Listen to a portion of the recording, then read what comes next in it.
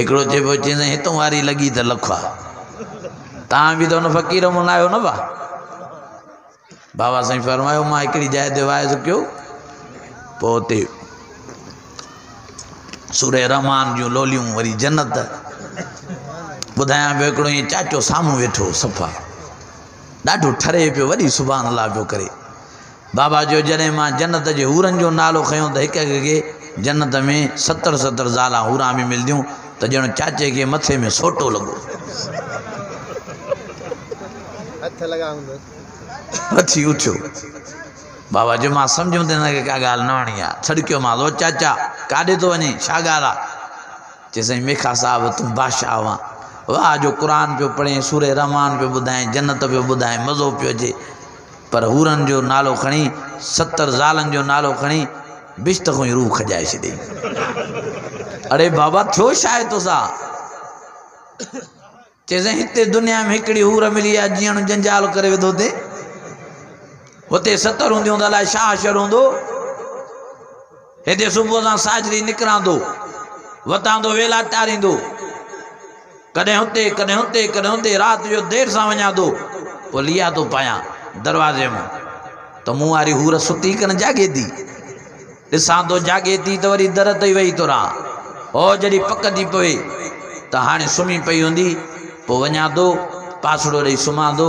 पोइ बि निंड नथी अचे तारा पटिया पिया आहिनि हीअं जो घरवारी थोरो पासो थी मटाए त ज़ोरीअ पेरनि खां साह निकितो थो वञे साईं हिते हिकिड़ी आहे त इहो अशर आहे हुते 70 हूंदियूं त पोइ त मां भुज भुज थी ईंदुसि हाय हितों जा ॾंधल वीचारा होॾों हूरनि सां ई हथ खई वेठा आहिनि हुनखे का चाची का तेज़ तबियत वारी लॻी वई मथे में चाचे खे हूरनि खां ई बेज़ार कुरान मजीद में अल्लाह ताला खुशखबरी दे फरमायो फीहिन कासरातुत तर्फ लम यतमिसुन्ना इंसुन क़ब्लहुम वला जान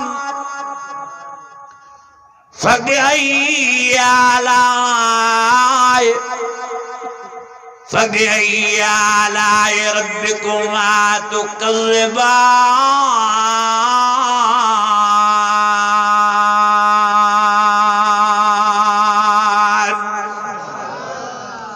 अञा वॾे आवाज़ सां अल्लाह फरमाए हूरा तव्हां सां विड़दियूं त न मल मुक़ाबिलो त तव्हां सां न कंदियूं तव्हां सां जहिड़ो त न कंदियूं तव्हांखे ठोसा त न हणंदियूं तव्हांखे सेंडल त न हणंदियूं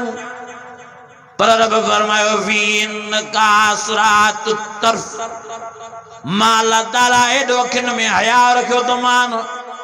एॾो दिलनि में शर्म रखियो थो मान जो अखि मथे करे तव्हां घोटनि ॾे जन्नतनि ॾे निहारे बि न सघंदियूं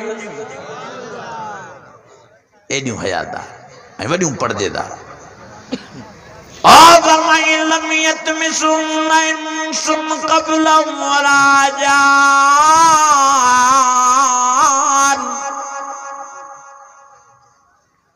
रब फरमायो तव्हां पहिरियों कंहिं माण्हूअ जी अखुनि खे न ॾिठो आहे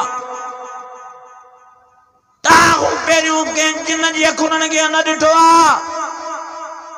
ताजे लाए दबा पे करे व्यारियूं तमाम हूरुम मकसूरातुन फिल खियाम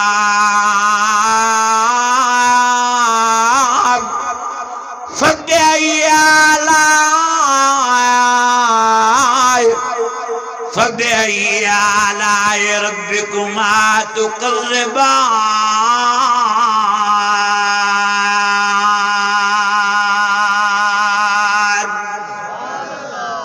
अञा वॾी आवाज़ सां कीमन में बंदि करे रब विहारियो अथव साईं भला हयादार भी हूंदियूं पर्देदार भी हूंदियूं भला सोहणियूं भी हूंदियूं पुछूं क़ुरान और फरमाए कन्नहुन्नल याक़ूत वल मरजान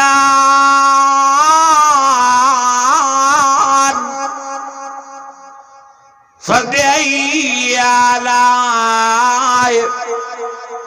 फबिअय्यि आलाइ रब्बिकुमा तुकज़्ज़िबान।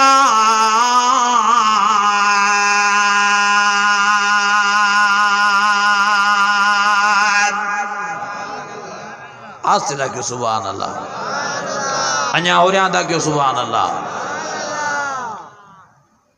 भत भी खाधो तो कुछ भत तो मलायो, वॾे आवाज़ सां जो सुभान अल्लाह।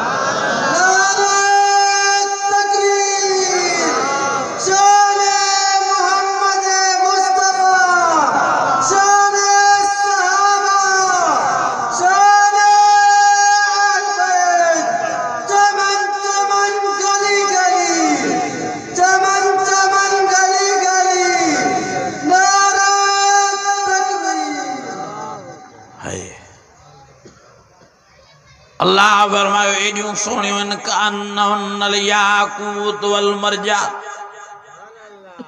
जियां चमकंदा मोती याकूत ऐं मरजान जा थींदा आहिनि। रब फरमायो एडियूं चमकणियूं हुरानी नुमाव। रब साईं उन्हनि जो हुस्न बयान कंदे फरमायो हुजूर नबी साईं जन तफ़सीर था करनि। साईं जन फरमायो हीअं दुनिया जे आसमान में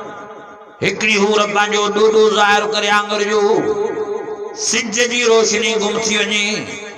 साईं जन फरमायो हिकड़ी हूर दुनिया जे आसमान में लियो पाए, दुनिया वारा हुस्न ॾिसी बेहोश थी किरी पवनि। साईं जन फरमायो वात में एॾी मिठाण अथनि, जेकॾहिं हिकड़ी हूर इन समुंड कोड़े में थुक उछलाए, साईं जन फरमायो एडो वडो समुंड माखी मिसरी को अधिक मिठो बणजी वञे। मुंहिंजा अज़ीज़ मुंहिंजा दोस्त और मुंहिंजे हुज़ूर हीअं बि फरमायो, साईं जन फरमायो त जन्नती जॾहिं जन्नत में ईंदा तो जन्नत जे तख़्तनि खे टेका ॾेई बीह रहंदा, जंहिंजो ज़िक्र रब क़ुरान मजीद में भी हिन अंदाज़ में करणु फरमायो मुत्तक़ीन अला फुरुशिन बताइनुहा मिन इस्तबरक वजनल जन्नतैनि दान। फबिअय्यि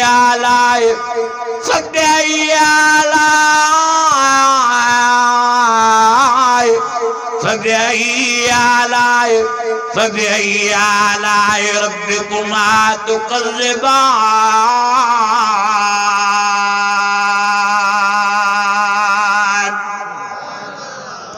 अञा वरी आवाज़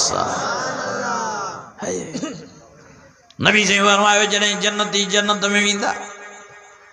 70 साल ताईं जन्नत जे तख़्तनि खे टेका ॾेई बीह रहंदा। घणा साल? 70। उन जूं हूरां घर वारियूं 70 उहे इंतज़ार में हूंदियूं त कॾहिं तो असांजे निहारे घोट असांजो। नबी ने फरमायो हे न निहारींदो। आख़िर हिकिड़ी हूर हिम्मत करे पंहिंजे घोट मोमिन मुसलमान बिश्तीअ जे कुल्हे ते हथणी हुनखे लोॾो ॾींदी त जीअं मुंहिंजे तरफ़ मुतवजे थिए, असांजे तरफ़ मुतवजे थिए। और नबी ने फरमायो लोॾो जो ईंदसि हे हीअं निहारींदो हूर जे तरफ़ त हुज़ूर जा लफ़्ज़ थो ॿुधायांव। मता जो साईं इब्राहिम उघाड़ा लफ़्ज़ ॻाल्हायो। नबी साईं जन फरमायो हे जीअं ई मोमिन मुसलमान उन हूर जे तरफ़ निहारींदो त हूर जे ॿिन्ही गिटनि में हिन जो ईअं मुंहुं ज़ाहिर थींदो जीअं आईने में मुंहुं ज़ाहिर थींदो आहे।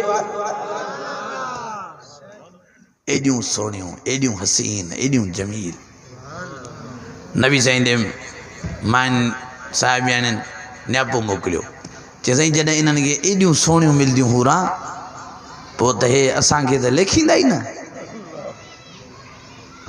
साईं जन फरमायो तव्हां औरतूं पाण में 5 कम पैदा कयो, अल्लाह ताला तव्हांखे हुस्न हूरनि खां बि वधीक नसीब फरमाईंदो। वञी घर में ॿुधाइजो घणा कम? 5। पहिरें नंबर ते नबी साईं फरमायो तव्हां पाण में तौहीद पैदा कयो। 2 नंबर ते नमाज़, 3 नंबर ते क़ुरान जी तिलावत, 4 नंबर ते पर्दो,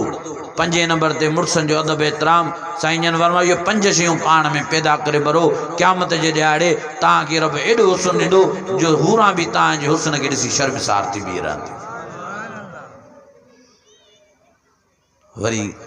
कुछ साहिब न्यापो मोकिलियो चई हिननि खे जो 70 मिलंदियूं ये हूरा पोइ असांजो मुड़ुस मथां अगवा करे वञनि ये 70 असां काॾे वेंदियूंसीं असां 1 या 2 या 3 वधि में वधि 4 हे 70 आहिनि पोइ असांजे मुड़ुस खे अगवा करे खई वञनि पोइ काॾो आणियूं असां पंहिंजे मुड़ुस खे मुंहिंजो हुज़ूर खिली वेठो चो सुभान अल्लाह साईं जन फरमायो इहे तव्हांखे तकलीफ़ न ॾींदियूं इहो तव्हांजो मुड़ुस न खसींदियूं इहे तव्हांजूं पाजा न थींदियूं साईं जन फरमायो जीअं इहे तव्हांजे मुड़ुस जूं नौकिरियाणियूं आहिनि ईअं तव्हांजूं बि नौकिरियाणियूं आहिनि जीअं तव्हांजे मुड़ुस जी ख़िदमत कंदियूं तीअं तव्हांजी बि ख़िदमत कंदियूं